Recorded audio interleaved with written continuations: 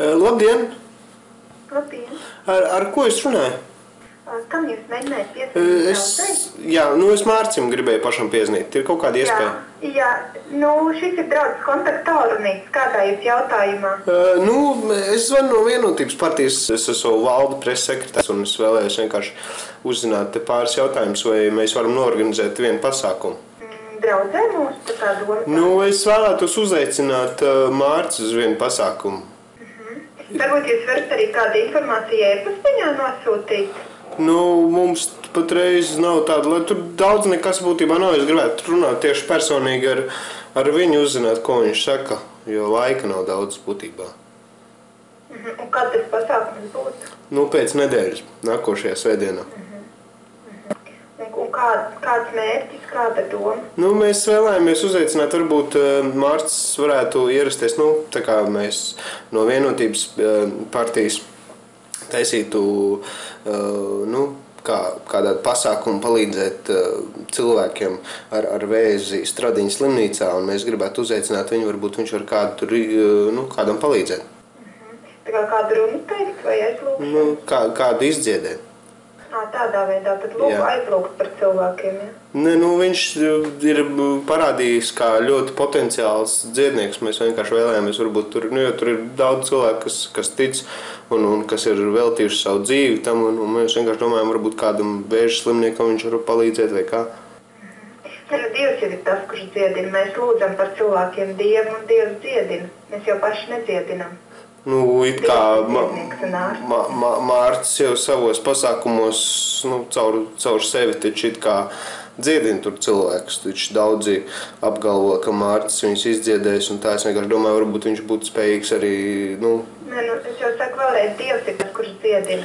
Mēs cilvēkiem sakam, ka Dievs dziedina. Mēs lūdzam par viņiem, un Dievs dziedina. Tad jūs domājat, ka ja Mārcis, pieņemsim, viņš jūs pasākumos var dziedināt, tad Stradiņas slimnīcā viņš noteikti nevarētu, jā? Es tā neteicu. Dievs dara, kā viņš grib, viņš dziedina. Tāpēc es vienkārši gribu pajautāt, varbūt vienkārši to pasākumu noorganizēt un apsīties, tur dziedinās kādu vai nedziedinās.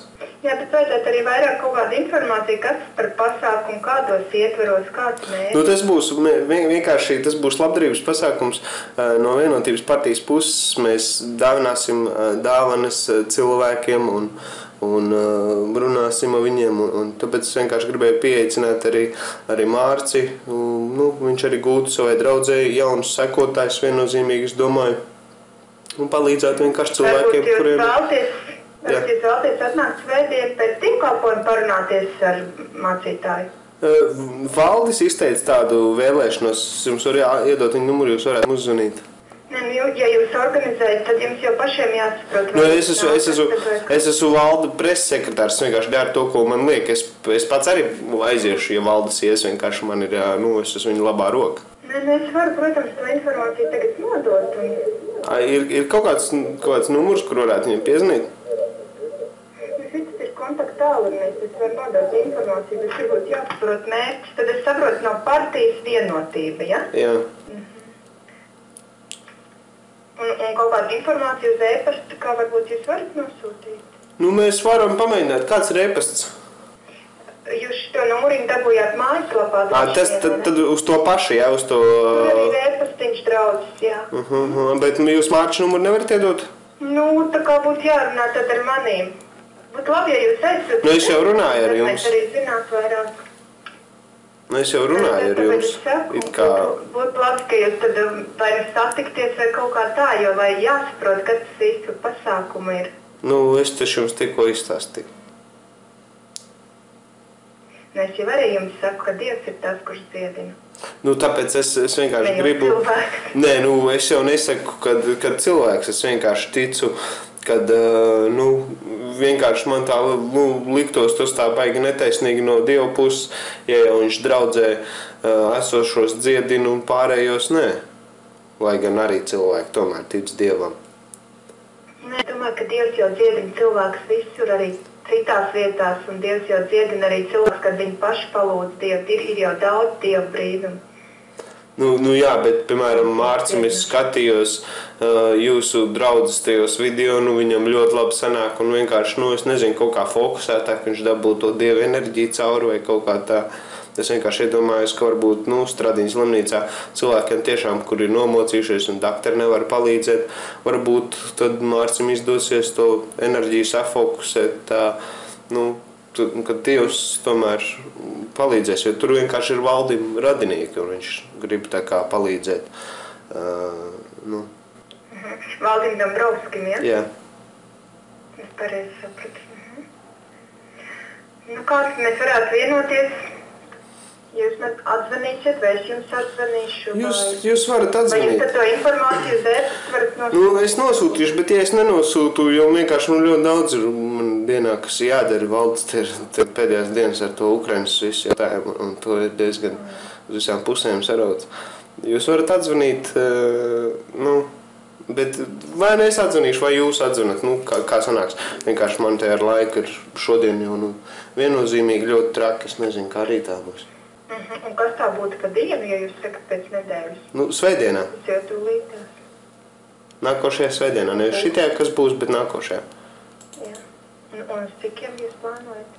Tas būs kaut kur uz 11. Stradiņas slimnīcā. Tur, protams, mēs arī kaut ko draudzē iedosim, un tāda nav jau tā, ka mēs tērēsim jūsu laiku un vienkārši tā pavelti. Bet... Mums arī svētdien tieši 11. tas dievkalpojums.